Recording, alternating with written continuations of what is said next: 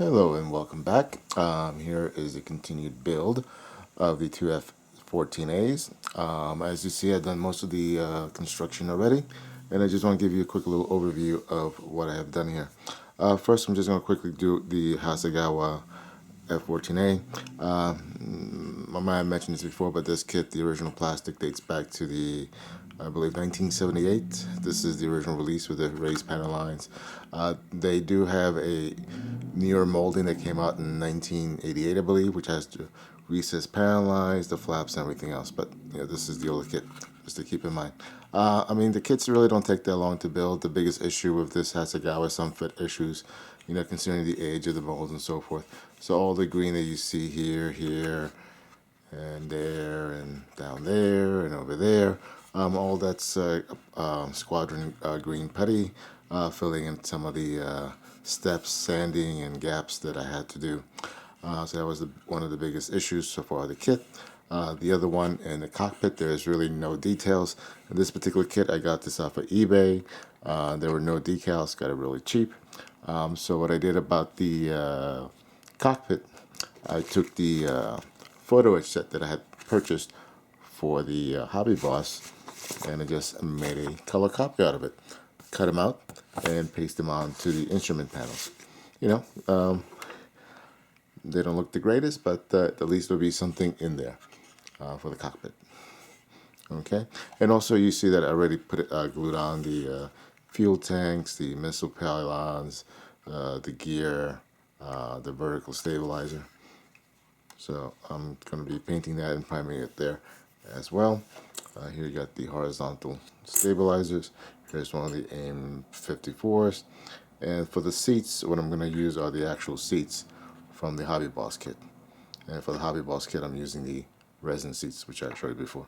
Just to give you, before I paint them up, just how they compare.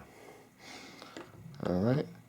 Now for the Hobby Boss kit, I mean, obviously being in your mold and so forth, the pieces went together pretty well. I'll give kudos to them that they do have a lot of pieces fit pretty naturally together. They have good joint, key joints, so you can't really put them in the wrong spot. I did glue on the vertical stabilizers, the pallets and so forth. The wheels, I have them off. I have them over here. This is just press fit here. Here's the cockpit where I use the photo etch. You can take a look there. Get a closer look there. Now for the wings, as far as the fit, for the most part, everything fit pretty well. Just a little sanding, which you can see some of the white remnants there from the sanding here and there, but nothing major. All right. One part that did require here in the wings, if you take a look here, the bottom and the top, when you glue them together, there's a little bit of a seam here, which I had to fill in and sand down to get it nice and smooth. And also for the wings, unlike the Hasegawa, where I have the wings glued in, for the Hobby Boss, what I did is I have made them removable, as you can see. So what I did is I took the circular attachment point that attaches to a peg in here, and I just clipped part of it off so I can easily slide this in here, like so, and hooks up to that pin that you see there. You can see that there in white, and hooks up there. So this way I can paint the body and the wings separately and so forth, and then put them all together. Just makes handling of the kit a whole lot easier without the wings on, and same thing with the wings. All right, so that's it right now. So what I need to do now is mask off the canopies and the intakes, a couple of the parts, and start priming. All right, be back. Thank you. Hello, I just want to briefly show you how I do the canopy masking preparation here. Now for the Hasegawa one, I already masked it off. For the Hobby Boss one, there's a centerline seam line, which you can see there, which I need to address first. And I just want to quickly show you the steps that I take to do that. First thing I usually do is just I tape to either side of this. Now, excuse me, I do this on camera to protect the rest, because I really only need to address that center seam line. Now, in the case of the F-14, there's also the part of the frame there in the middle, so I want to make sure I don't sand that off. So what I will also do is tape off and just do this in one section at a time. So I'm going to do one half, finish that, and then do the other half. I just find that easier for myself. Now, I won't do this entirely on camera, but just to kind of give you the gist of this. And pardon me, this is a little hard to do this while you're talking. Make sure I got that covered there.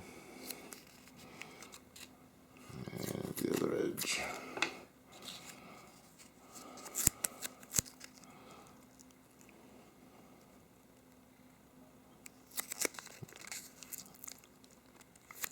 Okay, again, the only reason I'm doing this in two halves is just because it makes it easier for myself.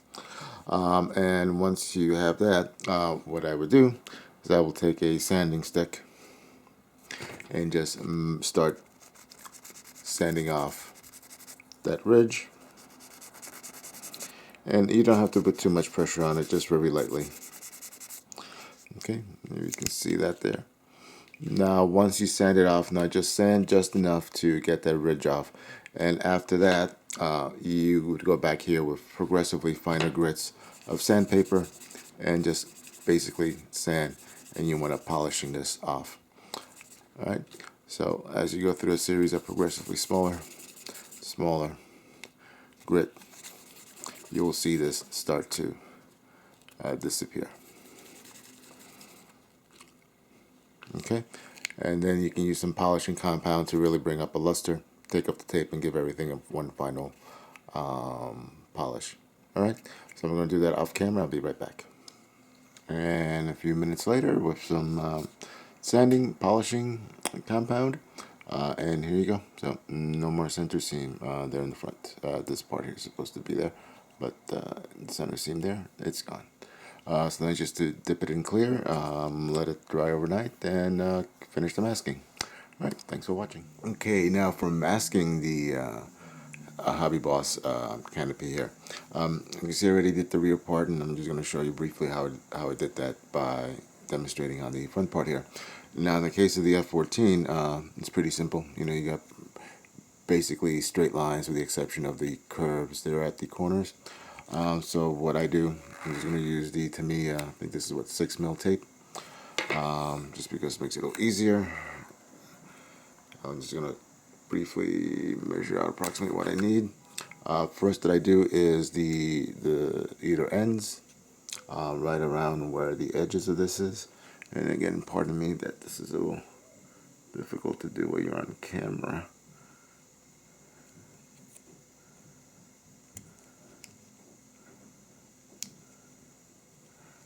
Get it right there.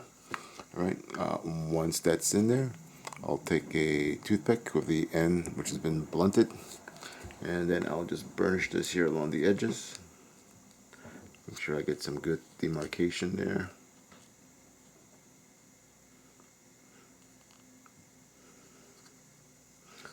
And what's most important is, along the edges, don't worry so much about here in the middle, because that's going to be covered up with more tape later. So make sure this is nice and burnished down. You don't want any paint to come under it.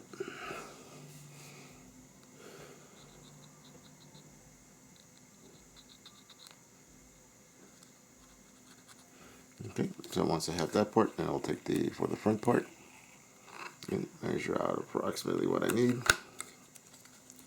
Do the same thing. Get it right up against the edge there. Now, the molding on these Hobby Boss is pretty good, so you get a nice, good, sharp edge for your canopy here. So it makes it neat, nice and easy. And again, I'll burnish this down using the frame line, the canopy frames as a guide, especially there around the corners. They're going to be curved.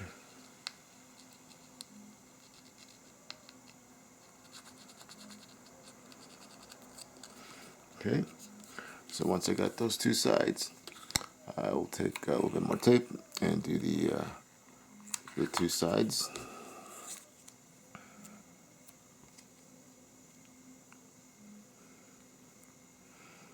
Now, if it's a little long like this is, I'll just trim a little bit.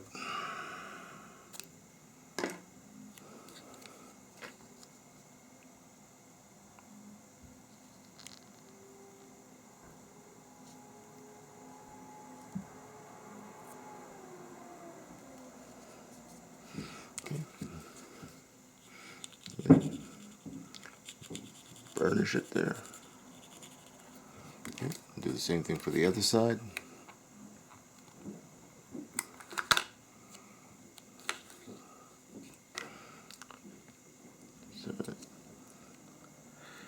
So the good thing is they're using the nice clean straight edge of the tape itself to help you out here. And using up against.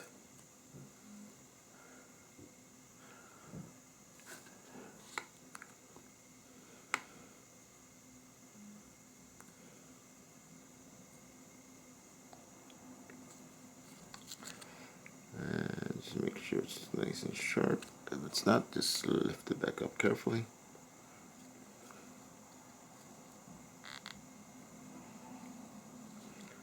Make sure it's in the right position.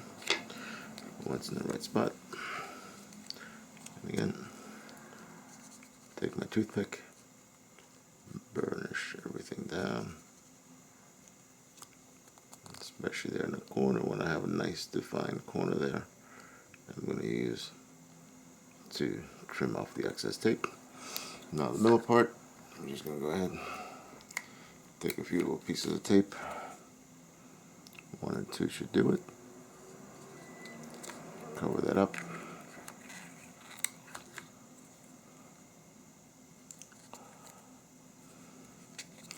Just like that. And then you take an X-Acto knife. Now it's very important that using a fresh blade, nice and sharp. Don't use a dull blade you've been scraping plastic or anything else with. And then I will just go ahead, again, just make sure everything is nice and burnished there carefully. I'm just going to lightly score the tape along that edge. Oops, I hope you can see.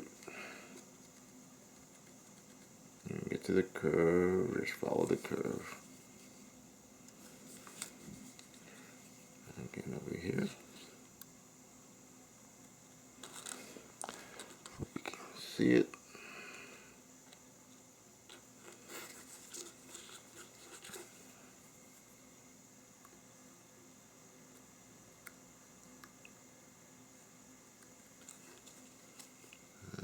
Using the tip of an X-Acto knife very carefully, lift off the excess tape, like so. And that's it. So you just very carefully do that all the way around.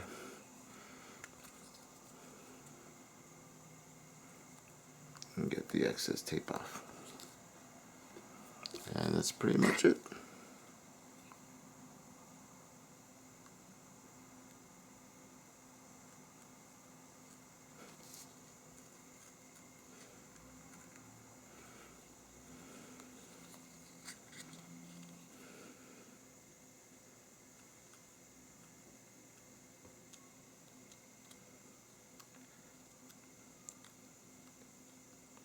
So it's like that. So if you make any mistakes with the tape, you can always take it off, reposition it, put it back on, rescribe, and that's only tape. So just be very careful, sharp knife, don't poke yourself, cut yourself, and be careful with the clear plastic not to gouge it. Now the same way that I did this, I'm going to do the front part here. I'm just going to overlay tape. Again, good thing with the Hobby Boss one, this has a nice good marcation there. So it makes it very easy to burnish and cut. Alright, so let me cut away here. Let me finish the front part. Okay, and here you are. The canopy all messed up. Have you take a look. So I was using the same method I said before. Put the tip on, burnish it, make sure nice good sharp edges, and then taking a brand new X-Acto knife, just cutting along that. If you notice on the sides I used the pink, mainly because the 6mm tape from Tamiya wasn't tall enough, wide enough to cover that part, so I just used the pink tape that you saw me use in the previous couple of builds. That's it. So now I'm going to attach these to the body with some crystal clear and start the painting process. Alright, thanks for watching. Bye bye.